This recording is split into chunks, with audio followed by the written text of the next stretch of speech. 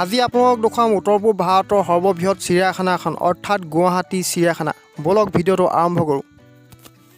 আহি গুৱাহাটীত উপস্থিত হ'লোঁ আৰু এয়া বাইকেহেঁতি মই গৈ আছোঁ আৰু বিশেষ কাম এটাৰ বাবে মই গুৱাহাটীলৈ আহিবলগীয়া হৈছিল আৰু সেই ভাবিলোঁ আপোনালোককো চিৰিয়াখানাখন দেখুৱাই যাওঁ বলক। এইটো হৈছে এটা হলৌ বান্দৰ, দেখিছেনে কেনেকৈ ডালত এইটো। ইয়াত কি জীৱ জন্তু আছে?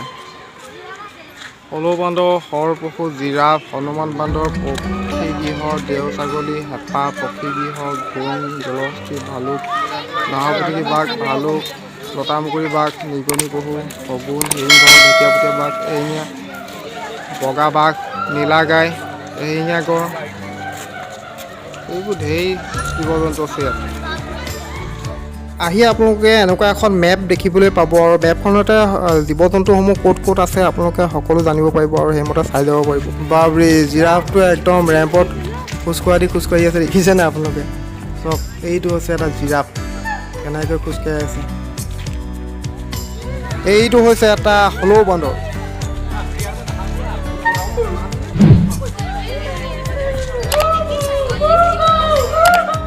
আজিকালি আকৌ চিৰিয়াখানা আপুনি এনেই চাবলৈ যাব নোৱাৰে, ধৰক টিকেট এটা ল'লে আৰু সোমাই গ'ল।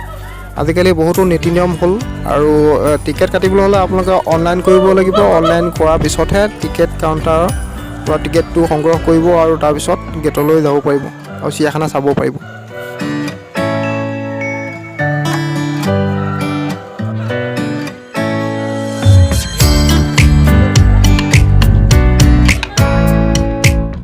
এইখিনি হৈছে ছাগলী পহু আৰু পহুত যথেষ্ট সংখ্যক পহু আছে।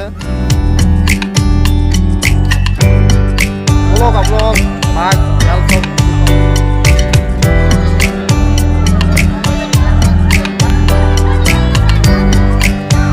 এইটো হৈছে এটা ধনেশ পক্ষী আৰু এইটো হৈছে এটা চিলনী আৰু এইকেইটা হৈছে দৰিক। আজিকালি দৰিক দেখিবলৈ নোপোৱাই হ'লোঁ। আগতে বিলসমূহত আছিলে আৰু আমিও দেখিবলৈ পাইছিলোঁ, কিন্তু এতিয়া দেখিলোঁ লাহে লাহে নাইকিয়াই হৈ গ'ল। আৰু এই দুটা চক কি ধুনীয়া দৰিক, দুটা দৰিকহে দেখি পালোঁ।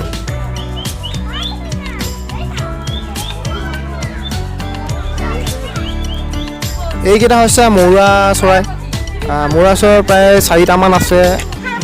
মৌৰা চৰাইকেইটা চালি ধৰা দেখিবলৈ নাপালোঁ, ভাবিছিলোঁ চাবলৈ পাম, কিন্তু আপোনালোককো দেখুওৱা নোৱাৰিলোঁ, দুৰ্ভাগ্য।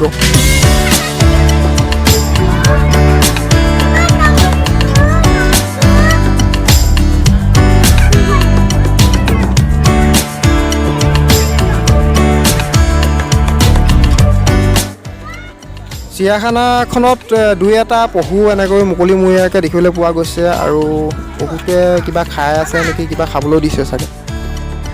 এইটো এটা মুকলিকৈ দেখিবলৈ পালোঁ।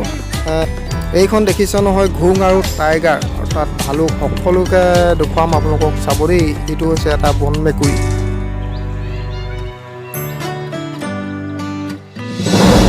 সিংহ ক'ত থাকে চক, বলক। সেয়ে চক সিংহকেইটা কেনেকৈ শুই আছে। ভাবিব সিংহকেইটাই একো খাবলৈ পোৱা নাই, শুই আছে, কিন্তু সিংহবিলাক প্ৰকৃতাৰ্থত বহুত হিংস্ৰ আৰু বেছিভাগ সময় সিংহবিলাকে এনেকৈ শুয়ে থাকে আৰু চিকাৰৰ সময়তহে তেওঁলোকে উঠে আৰু চিকাৰ ধৰি খায়। এইটো হৈছে এটা মতা সিংহ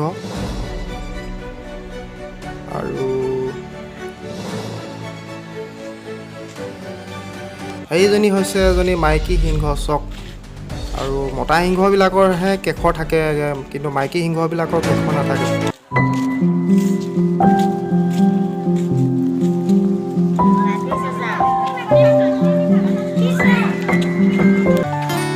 এইটো হৈছে এটা ঈগল। ঈগলটো চুকত বহি আছে। আমি ক'লা কাউৰীহে দেখিছিলোঁ, আজি বগা কাউৰী দেখিবলৈ পাইছোঁ আৰু আপোনালোককো দেখুৱাই চাওক। আপোনালোকে জানেনে 1975 চনত গুৱাহাটী জাতীয় কংগ্ৰেছ অধিৱেশনৰ অনুষ্ঠিত হৈছিল আৰু অধিৱেশনখনৰ আয়োজক সমিতিয়ে কেইটামান জন্তু আৰু চৰাইকে ধৰি এখন আৰু প্ৰদৰ্শনী পাতিছিল আৰু ইয়াৰ ভিতৰত স্পতি নামৰ এটা মাইকী নাহৰফুটুকী বাঘৰ পোৱালি জনপ্ৰিয় হৈ পৰিছিল। আৰু অধিৱেশনখনৰ শেষ হোৱাৰ পাছত এই জীৱ জন্তুবোৰৰ বাবে এখন চিৰিয়াখানাৰ প্ৰয়োজনীয়তা সকলোৱে অনুভৱ কৰিছিল আৰু তেতিয়াৰ পৰাই চিৰিয়াখানাখন আৰম্ভ হ'ল আৰু কিনাৰ মানুহজনে গাধা বুলি চিঞৰি আছে, কিন্তু এইটো গাধা নহয় আচলতে, এইটো এটা হৰিণা পোহে। মানুহজনে এতিয়ালৈকে চিনিয়ে পোৱা নাই। মইনা চৰাইৰ মইনা মাত, এইকেইটা হৈছে মইনা চৰাই। এইবোৰ মইনা চৰাই আৰু ভাটৌ চৰাই চব এই আপোনালোক দেখুৱাম দেই, চাই থাকক একদম ওচৰতে আছে। তথ্য অনুসৰি এই চিৰিয়াখানাখনত প্ৰায় 895 বিধ জীৱ জন্তু আছে। এইকেইটা হৈছে মইনা চৰাই। ইয়াত সকলো চৰাই ইয়াত মানে পিঞ্জিৰাবদ্ধ কৰি ৰাখিছে। ইয়াত ভাটৌ চৰাই, মইনা চৰাই আৰু বিভিন্ন ধৰণৰ চৰাই দেখিবলৈ পাব। আৰু ইয়াতে গোটেই চৰাইসমূহ আছে আৰু চৰাইসমূহে কেনেকৈ মাতি আছে চাওক। চিৰিয়াখানা ঘূৰি যথেষ্ট ভাগৰ লাগিলে, কিয়নো চিৰিয়াখানাখন ওখৰা মোখৰা পাহাৰৰ লেখীয়া ঠাই। ৱাও, এইকেইটা হৈছে বাঘ, ঢেকীয়াপতীয়া বাঘ। ঢেকীয়াপতীয়া বাঘ নহয়, এইকেইটা নাহৰ ফুটুকী বাঘে দেই। এইকেইটা হৈছে নাহৰ ফুটুকী বাঘ। চক কেনেকৈ চাই আছে চকুৰ ফালে। আৰু বাঘে বেছিভাগ মানুহৰ চকুলৈকে চায়, আৰু যিজনে চাইছে ভয় লাগি গৈছে আচলতে। একদম চকুলে তলকৈ থৰ হৈ চাই আছে চাওকচোন। এইকেইটা বাঘ কিমান শক্তিশালী বাঘ, এইকেইটা চক। এইকেইটা পাবলৈ হ'লে কি কৰিব আৰু মানে একদম ফালি পেলাব। এইকেইটা যুঁজত যদি আহ, মোৰ লগত যুঁজিবি আহ।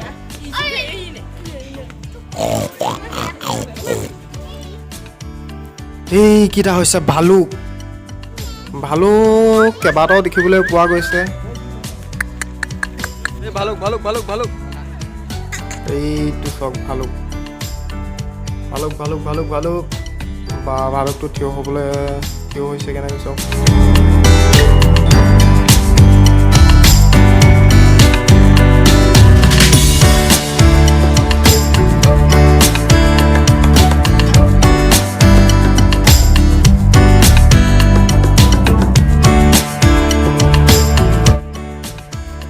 এই চিৰিয়াখানাত থকা কৰ্মীসকলে ভালুকবিলাকক কিবা খাবলৈ দিছে চাগে।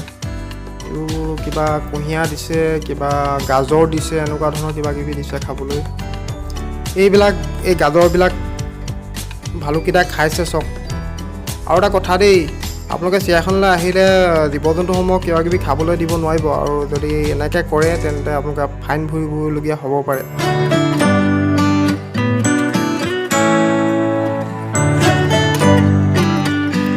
ভিডিঅ'টো চাই কেনেকুৱা পালে আপোনালোকে সদৌ জনাব আৰু কমেণ্ট কৰিব, তেতিয়াহে মই আগলৈ ভাল ভিডিঅ' বনাবলৈ আপোনালোকক দেখুৱাব পাৰিম আৰু মই অনুপ্ৰেৰণা পাম।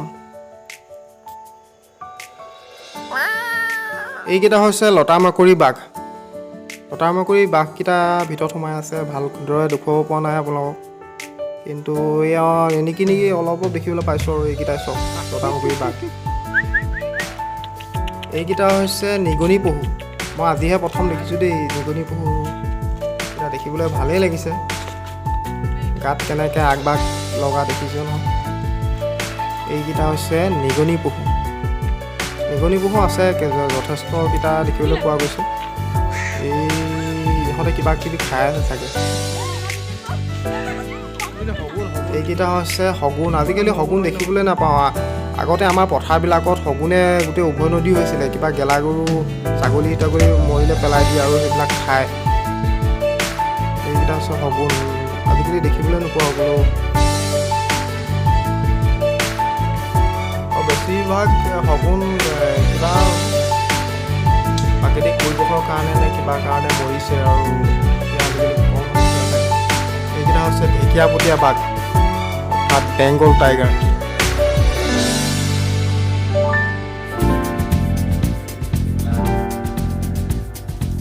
নীলগাই বুলি যে কৈছিলোঁ, এইকেইটা হৈছে নীলগাই চক। এইকেইটা হৈছে মাইকী নীলগাই, ফিমেল। আৰু মেল নীলগাইটো দেখুৱাম আপোনালোকক।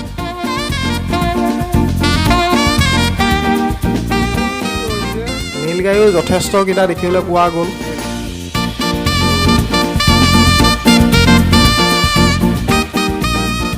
এইজোপা চব কি সুন্দৰ, এজোপা গছ। গছজোপাৰ তলতে ময়ো এটা ফটো লৈ ল'লোঁ। আৰু এতিয়া হৈছে গছ।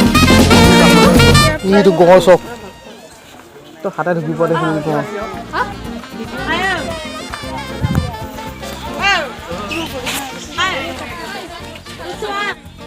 এইকেইটা গড় চক হৰিণা বান্দৰ গড় একেলগে চৰি আছে আৰু গড়টো মোৰ একেবাৰে হাতে ঢুকি পোৱাতে আছে মই আপোনালোকক ওপৰৰ ফালৰ পৰা ফটো দেখুৱাইছোঁ চক এইকেইটা হৈছে হৰিণা পহু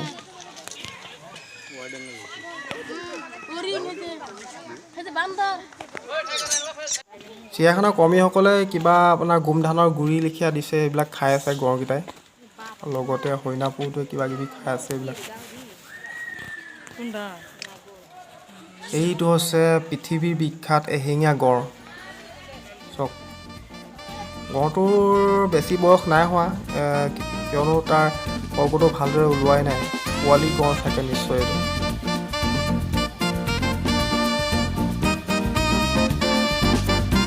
একেবাৰে মই হাতে ঢুকি পোৱাতে আছে আৰু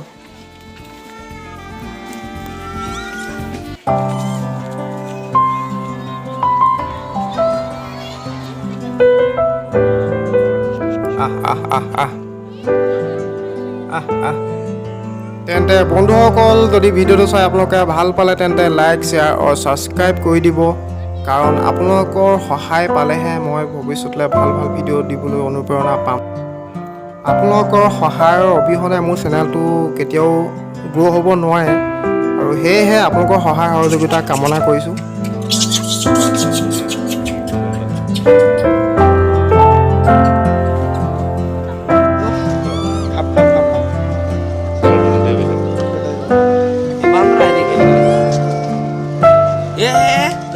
Hai, tomato pie.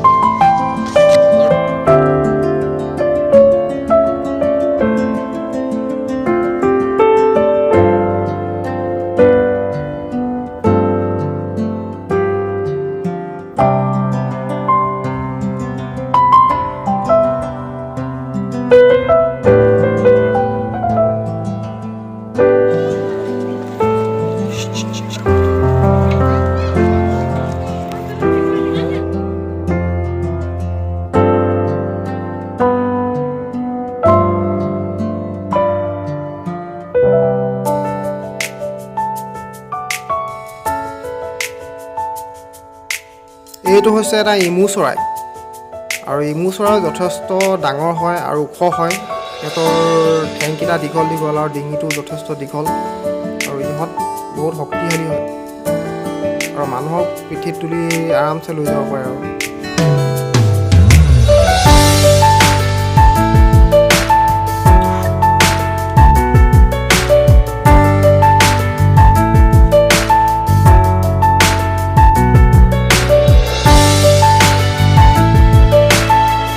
এইটো হৈছে এটা উট পক্ষী চক উট পক্ষীও পক্ষীৰ ভিতৰত সকলোতকৈ ডাঙৰ পক্ষী আৰু সিহঁতেও পিঠিত এটা মানুহ লৈ যাব পৰা কেপাচিটি আছে মানে যথেষ্ট জোৰ থকা চৰাই এইবিধ এইটো চক এটা উট চৰাই এই কিবা পানী খাই আছে জিৰাফটো আকৌ এবাৰ আপোনালোকক ভালদৰে দেখুৱাই দিওঁ এইটো চক ওচৰৰ পৰা দেখুৱাইছোঁ আপোনালোকক জিৰাফটো কি ধুনীয়া ফুটফুটীয়া গাত ফুটফুটীয়া লগা দেখিবলৈ একদম কিবা আৰ্ট কৰি থোৱাৰ দৰে নহয়নে বাৰু চাওকচোন